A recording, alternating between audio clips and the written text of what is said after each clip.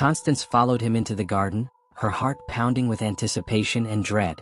What they found there exceeded even her most optimistic expectations, while simultaneously filling her with a horror she hadn't anticipated. Margaret's white silk wedding gown lay crumpled among the roses, as if she had simply vanished from within it. The family pearls were scattered across the cobblestone path, their clasp apparently broken during some struggle. Her white satin slippers sat neatly beside a marble garden bench, as if she had removed them deliberately. But Margaret herself was nowhere to be seen. Thomas called her name frantically while Constance stared at the abandoned dress in shock. This was not what she had planned. The arsenic should have killed Margaret in the garden, leaving her body to be discovered among the roses. Instead, she had somehow disappeared entirely, leaving behind only her wedding clothes and jewelry. "Margaret!" Thomas shouted, his voice carrying across the garden. "Margaret, where are you?" The wedding guests, alarmed by his cries, began streaming out of the manor into the garden. Soon dozens of people were searching the grounds, calling Margaret's name and looking for any sign of what had happened to the missing bride. Patrick Ashford arrived at his daughter's abandoned wedding dress and fell to his knees among the scattered pearls. "Where is she?" he demanded, his Irish accent thickening with emotion. "What's happened to my Margaret?" Dr. Samuel Ward, Salem's most respected physician, had been among the wedding guests. He examined the scene carefully, noting the position of the dress and the pattern of scattered pearls. "This appears to have been removed hastily," he observed. "The fabric is torn in several places, and the pearl necklace was clearly broken during some kind of struggle." Thomas refused to accept that Margaret had simply vanished. He organized search parties that combed every inch of Hawthorne Manor's extensive grounds, from the formal gardens to the wooded areas that bordered the property. Lanterns were brought as darkness fell, and the search continued through the night. Constance participated in the search with growing confusion and alarm. The arsenic should have killed Margaret within 2 hours of consumption. Instead, the young woman had somehow disappeared entirely, leaving behind a mystery that threatened to draw far more attention than a simple death from apparent natural causes. As the hours passed without finding any trace of Margaret, whispers began circulating among the searchers. Some suggested she had suffered a mental breakdown from the stress of marrying above her social station. Others proposed that she had been kidnapped by someone who opposed the marriage. The most disturbing theory came from Margaret's younger sister, who claimed that Margaret had seemed frightened during the reception, as if someone was watching her. "She kept looking over her shoulder," Ellen Ashford told the assembled searchers. "When I asked what was wrong, she said she felt like someone was following her, waiting for the right moment to strike." Dr. Ward found this information particularly significant. Did she mention feeling ill? Any physical symptoms that might explain her decision to leave the reception? She said her throat felt strange, like it was burning. And she complained of stomach pain that came and went in waves. Constance felt ice forming in her veins as she listened to this description. Those were classic symptoms of arsenic poisoning, but if Margaret had been experiencing them, why had she disappeared instead of collapsing in the garden as expected? The answer came at dawn when one of the search parties made a grisly discovery in the woods that bordered the manor grounds. Margaret's body was found in a shallow grave, hastily covered with leaves and branches. She had been strangled, her neck bearing clear marks of manual strangulation. Dr. Ward's examination revealed that Margaret had died approximately 6 hours earlier, placing her death sometime during the evening hours when the search was at its most intense. More disturbing was his discovery that she showed signs of having been drugged or poisoned before being murdered. "There are symptoms consistent with arsenic consumption," Dr. Ward announced to the assembled investigators. "Irritation of the throat and digestive tract, along with other indicators that she had ingested a toxic substance shortly before her death." Thomas stared at the doctor in horror. "Are you saying someone poisoned my wife and then murdered her when the poison didn't work fast enough?" "That appears to be exactly what happened. The poisoning would have weakened her, making her an easy target for manual strangulation. This was clearly premeditated murder, planned and executed by someone who had access to both poison and the victim during her wedding reception." The investigation that followed was unlike anything Salem had ever experienced. Sheriff Benjamin Crowninshield, assisted by constables from Boston, began systematically questioning everyone who had attended the wedding reception. They focused particularly on individuals who had been near the refreshment table during the toasts, when the poison would most likely have been administered. Constance found herself among the primary suspects almost immediately. Several guests had observed her near the refreshment table during Thomas's toast, and her well-known opposition to the marriage provided clear motive for the crime. When investigators searched her home, they discovered the container of rat poison in the cellar, along with detailed notes about arsenic's properties and effects. Confronted with this evidence, Constance initially denied any involvement in Margaret's death. "I may have opposed this marriage," she told Sheriff Crowninshield, "but I would never resort to murder to prevent it." But her story began falling apart under careful questioning. Witnesses had seen her near Margaret's wine glass during the toasts. The arsenic found in Margaret's body matched the poison discovered in Constance's cellar. And most damaging of all, several guests reported seeing Constance leave the manor briefly during the evening hours when Margaret's body was being concealed in the woods. The breakthrough came when investigators discovered footprints in the soft earth near Margaret's grave that matched shoes found in Constance's wardrobe. Faced with this overwhelming physical evidence, Constance's resolve finally crumbled. She was going to destroy everything, Constance confessed during her final interrogation. "My son, my family's reputation, everything we had worked for would have been lost to an Irish immigrant who seduced him with her foreign charm." Sheriff Crowninshield listened with professional detachment as Constance described her crime in chilling detail. She had indeed poisoned Margaret's wine during the toasts, expecting the young woman to die quietly in the garden from apparent natural causes.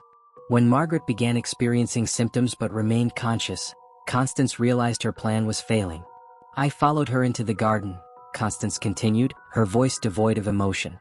"She was weak from the poison, leaning against the rose arbor and trying to remove her dress because she felt overheated. When she saw me approaching, she asked for help getting back to the reception. She trusted me completely, even as the poison was killing her." "What happened next?" the sheriff asked quietly. "I realized the arsenic wasn't working fast enough. People would start looking for her soon, and if they found her ill, Dr. Ward might discover the poisoning. I couldn't risk being exposed." Constance's hands remained folded calmly in her lap as she described the murder. "I told her I would help her, that everything would be fine. Then I put my hands around her throat and squeezed until she stopped breathing." The cold-blooded nature of the confession shocked even experienced investigators. Constance had not acted in passion or desperation, but with calculated determination to complete her murderous plan when the poison proved insufficient. "After she died, I removed her dress and jewelry to make it appear she had been kidnapped or attacked by strangers. I carried her body into the woods and buried her as best I could, then returned to the reception and joined the search parties. No one suspected that the concerned mother-in-law had just murdered the missing bride." The trial of Constance Whitmore began on November 15, 1854, in Salem Superior Court. The case drew unprecedented attention throughout New England and beyond, with newspapers from New York to Charleston following every detail of the proceedings. The spectacle of a prominent society matron accused of murdering her son's Irish bride captured the public imagination in ways that reflected the era's deep social tensions. Judge Lemuel Shaw, one of Massachusetts' most respected jurists, presided over the trial with scrupulous attention to legal procedure. Despite his personal acquaintance with the Whitmore family and sympathy for their social concerns, he could not ignore the overwhelming evidence against Constance. The prosecution, led by District Attorney William Morris, presented the case as a calculated double murder poisoning followed by strangulation, motivated by social prejudice and maternal obsession. The defendant, Morris told the jury, placed her own narrow concerns about social status above the life of an innocent young woman whose only crime was winning the love of the defendant's son. Constance's defense attorney, Boston's most prominent criminal lawyer, attempted to argue that she had acted under extreme emotional distress caused by her son's inappropriate marriage choice. He portrayed Constance as a devoted mother driven to temporary insanity by the prospect of her family's social destruction. The strategy proved completely ineffective. The careful planning required to obtain and administer the arsenic, the calculated timing of both the poisoning and the strangulation, and Constance's methodical behavior before, during, and after the crimes demonstrated premeditation that contradicted any claim of temporary insanity. Dr. Ward's testimony proved particularly damaging to Constance's defense. His detailed analysis of Margaret's body revealed that she had consumed a substantial quantity of arsenic approximately 2 hours before her death, followed by manual strangulation when the poison failed to work quickly enough. The physical evidence left no doubt about the sequence of events or the perpetrator's cold-blooded determination. Thomas's testimony was the most emotionally devastating moment of the trial. He spoke of his love for both his mother and his murdered wife, his shock at discovering Constance's crimes, and his determination to see justice served regardless of family loyalty. "My mother taught me to value honor, integrity, and moral courage," he told the court, tears streaming down his face. Those same values now require me to testify truthfully about her actions, no matter how much pain that truth causes me. He described Margaret's intelligence, kindness, and devotion to their marriage, painting a picture of a young woman whose only fault was being born Irish in a society that saw her heritage as disqualifying. She loved me completely and trusted my family entirely. She went to her death believing my mother was trying to help her. Patrick Ashford's testimony about his daughter's character and their family's struggles in America provided additional context for the crime's social dimensions. He spoke with quiet dignity about Margaret's dreams for their future in Salem, her efforts to win acceptance from established families, and her genuine affection for Thomas despite the social obstacles they faced. "My daughter died because she dared to love above her station," Patrick told the court. "She believed that in America, merit and character mattered more than ancestry.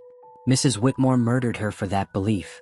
The jury deliberated for less than 3 hours before returning a verdict of guilty on charges of first-degree murder. Judge Shaw sentenced Constance to death by hanging, noting that the premeditated nature of her crime and her complete lack of remorse required the ultimate penalty. "The defendant's actions strike at the heart of civilized society," Judge Shaw declared during sentencing. "When prejudice and social ambition lead to calculated murder, the law must respond with appropriate severity to protect all citizens, regardless of their background or origin." Constance received the sentence with the same emotionless composure she had maintained throughout the trial. She showed no reaction as the court officers led her away to await execution, though observers noted that she avoided looking at Thomas as she left the courtroom for the final time. The execution was scheduled for March 15, 1855, but Constance cheated the hangman's noose. On the morning of February 28, she was found dead in her cell at the Massachusetts State Prison, having consumed poison smuggled to her by an unknown accomplice.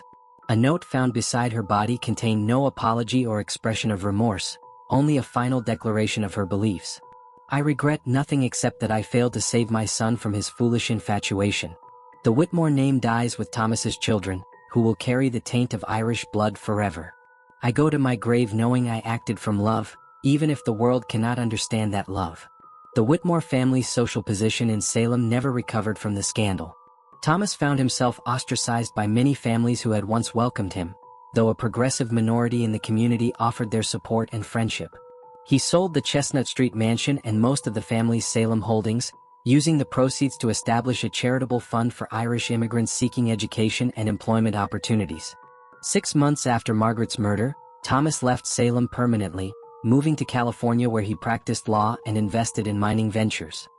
He never remarried, despite numerous opportunities, telling friends that Margaret had been the love of his life and no one could ever replace her. The Hawthorne Manor, site of the fatal wedding reception, was sold to a Boston investor who converted it into a boarding house for sea captains and merchants. Local residents reported that the building was haunted by the ghost of a young woman in a wedding dress, seen wandering the gardens on autumn evenings when the roses were in bloom. Patrick Ashford and his surviving daughters remained in Salem, where the community's sympathy for their loss gradually overcame previous prejudices about Irish immigrants. Patrick became a successful supervisor at the cotton mill and eventually owned a small textile business that employed both Irish and American workers. Margaret's younger sisters married well and raised families that were fully accepted by Salem society. The case of Constance Whitmore became a cautionary tale told throughout New England about the corrupting power of social prejudice and maternal obsession. Legal scholars pointed to it as an example of how even the most privileged members of society remained subject to justice when they committed serious crimes. Dr. Ward, whose medical expertise had been crucial in solving the case, became an advocate for scientific methods in criminal investigations. His detailed documentation of the physical evidence became a model for forensic medicine that influenced law enforcement practices throughout New England. The Catholic Church of St. Mary's, where Thomas and Margaret had exchanged their wedding vows, established a memorial fund in Margaret's name to assist Irish immigrant families with education and social integration. Father O'Brien, who had officiated at the wedding ceremony, used the tragedy as an example of how hatred and prejudice violated fundamental Christian teachings about love and acceptance. The silver chalice used during the wedding ceremony was melted down and fashioned into a cross that still hangs in St. Mary's Sanctuary. A small plaque beneath it reads, "In memory of Margaret Ashford Whitmore, whose death reminds us that love transcends all boundaries." 20 years after the murder, in 1874, a reporter from the Boston Globe visited Salem to write about the case's lasting impact on the community. He found that social attitudes toward Irish immigrants had changed dramatically, partly due to the shock of Margaret's murder and partly due to the Irish community's contributions during the Civil War. The Whitmore tragedy, wrote the reporter, served as a mirror in which Salem society saw its own prejudices reflected in their most extreme and horrifying form. The result has been a gradual but genuine acceptance of Irish families as full members of the American community.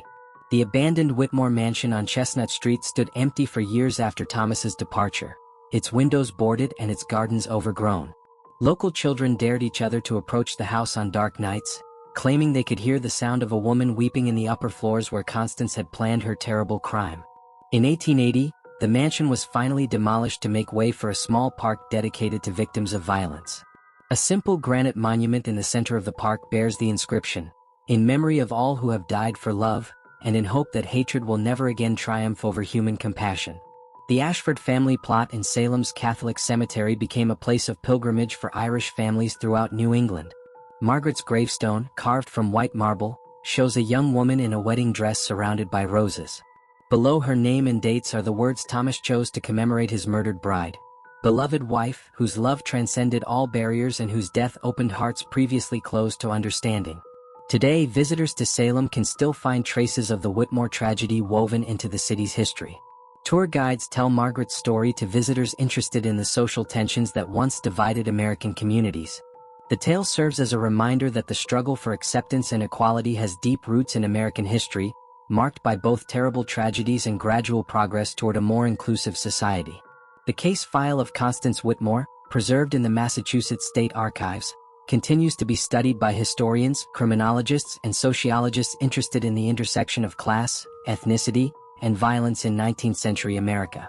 Margaret's story, which began with love and ended with murder, remains a powerful testament to both the destructive power of prejudice and the enduring hope that love can ultimately triumph over hatred. In the end, Constance Whitmore's attempt to preserve her family's social purity through murder achieved exactly the opposite of what she intended.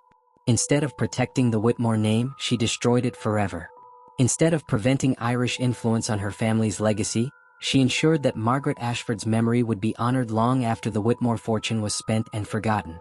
The vanishing bride of Salem had not truly vanished at all. Through her tragic death, Margaret Ashford Whitmore became a symbol of hope for countless immigrant families who followed her path to America, seeking acceptance and opportunity in a new land. Her story continues to resonate more than a century and a half later, reminding us that love and human dignity must always triumph over fear and hatred.